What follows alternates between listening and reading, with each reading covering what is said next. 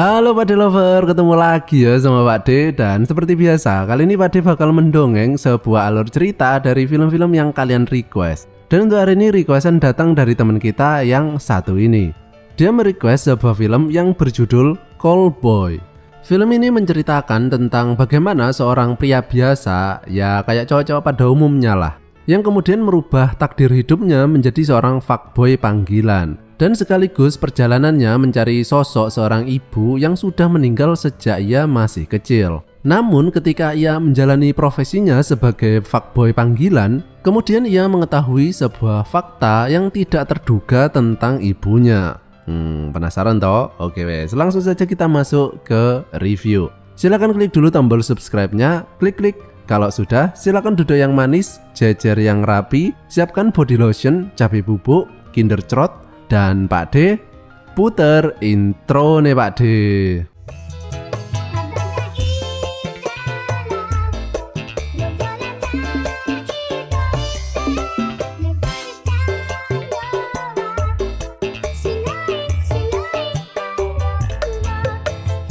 Kono bangumi wa goran no sponsor no teikyo de ookuri shimasu.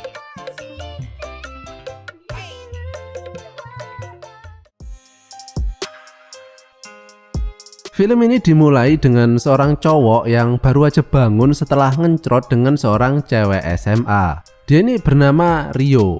Rio ini adalah seorang mahasiswa dan bekerja part-time sebagai seorang bartender. Nah, suatu ketika pas dia lagi kerja, muncul seorang wanita yang udah cukup berumur ya, yang bernama Shizuka. Wah, Doraemonnya mana nih? Ntar ya. Kemudian muncul lagi seorang cowok yang bernama Shinya. Dia ini adalah teman sekelas Rio dan dia ini adalah tokoh dal kenyut. Apa dal kenyut itu? Itu loh, tokoh sampingan. Nah, jadi nggak penting ya, nggak usah diingat lah. Dan dia ini yang membawa Shizuka ke sini. Nah, Shinya ini berusaha membuat Shizuka terkesan dengannya dengan cara mengajak Rio berlomba meracik minuman beras kentur terbaik. Namun ternyata Shizuka justru lebih suka dengan hasil kocokan tangan Rio. Mereka pun kemudian pergi, tapi Shizuka ini meninggalkan sebuah kartu remi yang tertulis bahwa dia akan menunggu Rio pulang kerja di luar. Dan ketika Rio sudah selesai kerja, ternyata Shizuka tadi beneran sedang menunggunya. Dia pun mengajak Rio masuk ke dalam dokar dan film pun dimulai. Alat pengencrot Shizuka. Shizuka ini mengatakan kepada Rio bahwa dia ingin melakukan penggenjotan dengannya. Dan Rio pun nggak keberatan dengan permintaan tersebut. Pak D juga nggak keberatan kalau ada yang nawari. Tapi sayangnya nggak ada loh. Mereka kemudian nyampe di tempat tinggal Shizuka. Dan ketika Rio udah menyiapkan rudalnya, ternyata Shizuka mengatakan bahwa dia tidak akan melakukan genjotan dengannya, melainkan dengan seorang cewek yang muncul di belakang Rio yang bernama Sakura. Ternyata sekarang Sakura udah nggak bareng Naruto ya. Dia ini cewek yang masih muda, cakep, tapi dia nggak bisa mendengar sejak lahir. Akhirnya Rio melakukan penggenjotan dengan Sakura dan Shizuka ini cuma menontonnya saja. Setelah selesai, Shizuka kemudian membayar Rio. Dan ternyata Shizuka ini adalah seorang germo dan penggenjotan itu tadi adalah apa ya, kayak wawancara kerja gitu. Enak bener wawancara kerja kayak gitu ya. Dan Shizuka ini menilai performa Rio tadi ya standar aja sih. Namun Sakura berpikir sebaliknya, sehingga akhirnya Rio ini bisa dianggap lulus wawancara ya. Shizuka kemudian menawarkan jika Rio mau dia bisa masuk ke dalam klub fuckboy milik Shizuka. Namun Rio tidak langsung menjawabnya karena dia tadi datang bareng Shizuka bukan untuk menjadi fuckboy panggilan ya. Keesokan harinya setelah Rio berpikir matang-matang, akhirnya dia menerima tawaran tersebut. Dan fix, sekarang dia sudah menjadi fuckboy panggilan. Kemudian muncul seorang pria yang bernama Azuma. Ini anggotanya Naruto di sini semua loh. Udah bosen jadi shinobi yo. Dia ini adalah fuckboy panggilan juga, tapi udah senior ya. Dan juga peringkatnya sudah VIP. Meskipun Pak D nggak ngerti artinya apaan. Namun meskipun Ryo sudah bekerja sebagai fuckboy, dia masih tetap kerja sebagai bartender. Dan di sini kita diperlihatkan dengan cewek yang bernama Megumi. Dia adalah teman sekelas Ryo yang sebenarnya naksir ke Ryo. Dan sebagai modusnya, dia sering membawakan catatan pelajaran karena Ryo ini jarang kuliah yo. Keesokan harinya, profesi Ryo sebagai fuckboy mendapat pesanan pertama. Dan ini adalah Hiromi yang menjadi pelanggan pertama Ryo. Di sini terlihat Ryo masih merasa grogi yo menjalani profesi ini. Namun ini justru menjadi daya tariknya. Mungkin menurut para pelanggannya rasanya kayak kalau kita ngelihat cewek yang masih polos gitu, yang masih malu-malu kambing, malu-malu kucing. Nah, di sini mereka kencan dan kemudian Hiromi pulang lebih dulu, yang membuat Ryo bertanya-tanya, apa mungkin dia kecewa ya dengan pelayanannya? Kan dia ini masih baru toh. Ternyata keesokan harinya Hiromi meminta jasa Ryo kembali. Dan setelah berbincang-bincang sebentar, kemudian Hiromi membisikinya bahwa dia sekarang lagi pengen main genjotan.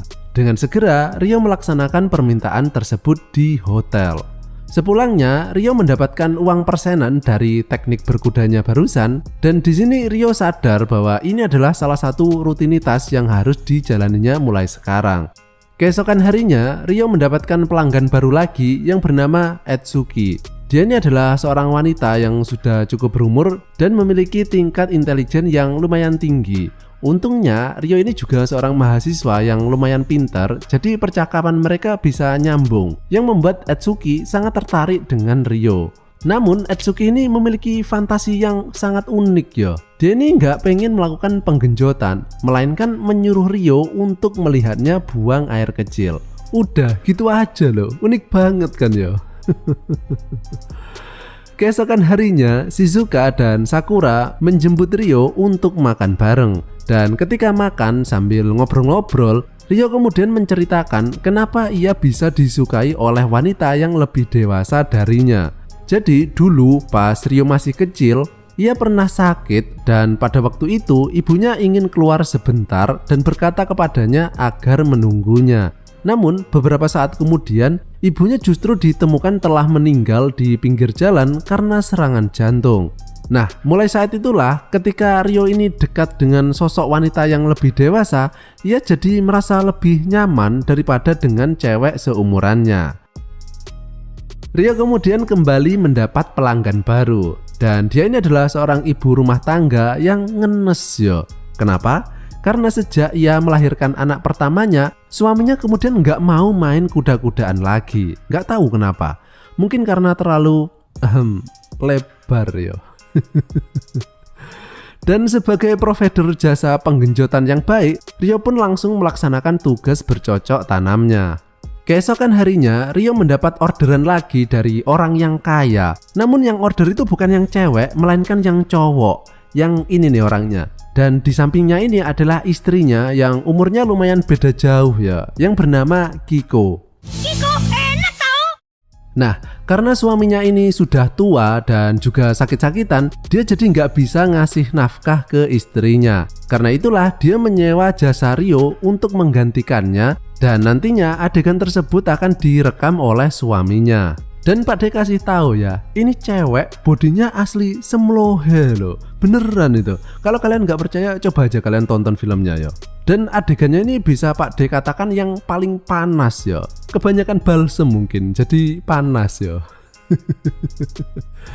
Nah, akibat kelakuan bejat Ryo tadi ke Kiko, akhirnya Ryo kini naik ke peringkat VIP juga, sama kayak Azuma. Namun beberapa hari kemudian, kabar tentang Ryo yang menjadi fuckboy kemudian didengar oleh temannya yaitu Shinya, yang kemudian memberitahu Megumi, yang akhirnya membuat Megumi marah melihat cowok yang ditaksirnya ini kerja begituan. Dasar Shinya, tokoh dal kenyut, iri ya kerjanya. Namun kemudian terjadi hal yang gak disangka-sangka. Megumi yang tadi marah-marah kemudian sekarang justru memesan jasa Ryo, karena menurutnya hanya dengan cara seperti inilah ia akhirnya bisa merasakan kasih sayang dari Ryo. Sepulangnya, Ryo yang sudah naik peringkat jadi VIP ini kemudian ingin diberikan hadiah oleh Shizuka. Dan Shizuka mengatakan bahwa Ryo boleh meminta apa saja. Nah, Ryo ini sebenarnya suka kepada Shizuka karena menurutnya dia ini adalah sosok wanita yang dicarinya selama ini. Jadi Ryo meminta Shizuka untuk melakukan penggenjotan dengannya. Namun ternyata permintaan tersebut ditolak oleh Shizuka. Ada yang tahu kenapa? Jadi Shizuka ini dulunya adalah cewek pengencrot, namun kemudian ia tertular HIV yang membuatnya nggak bisa ngencrot lagi yo. Dan Sakura ini adalah anak Shizuka, jadi Shizuka mengatakan mending jadian sama anakku aja. Tapi Ryo ini kan sukanya kepada Shizuka toh. Akhirnya Sakura mengatakan bahwa tidak apa-apa dia mencintai Shizuka, tapi ntar bercocok tanamnya sama Sakura. Nah, bingung toh? Ya wes, nggak usah dipikir yo. Nah, setelah beberapa saat berlalu, akhirnya sekte fuckboy milik Shizuka ini berhasil diendus oleh polisi. Shizuka yang merupakan ketua gembong fuckboy kemudian ditangkap, tapi dia menitipkan sebuah surat kepada Sakura untuk Ryo. Dan di surat tersebut, Shizuka mengatakan bahwa ia mengenal ibu Ryo. Dan ternyata dulunya ibu Ryo juga seorang cewek pengencrot. Namun Shizuka mengatakan bahwa Ryo nggak boleh merasa marah kepada ibunya karena dia sendiri sekarang juga udah memilih jalan tersebut toh, sehingga seharusnya dia mengerti perasaan ibunya tersebut. Nah, Shizuka tadi kan udah ditahan toh sama polisi, yang tentunya jasa fuckboy ini juga berhenti. Tapi 1 tahun kemudian Ryo, Azuma, dan Sakura kemudian memutuskan untuk melanjutkan usaha Shizuka tersebut. Dan akhirnya film pun berakhir.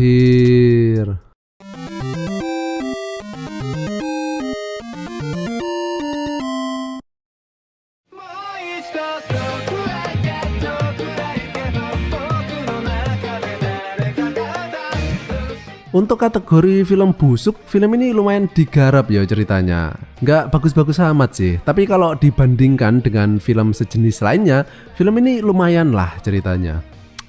Oke, setelah cukup sekian, dan jika kalian masih pengen mendengarkan suara Pak D, kalian bisa melakukannya dengan cara mengklik salah satu video yang muncul di layar kalian saat ini. Oke wes, terima kasih dan sampai jumpa di tongkrongan selanjutnya, masih bersama Pak D. Bye bye.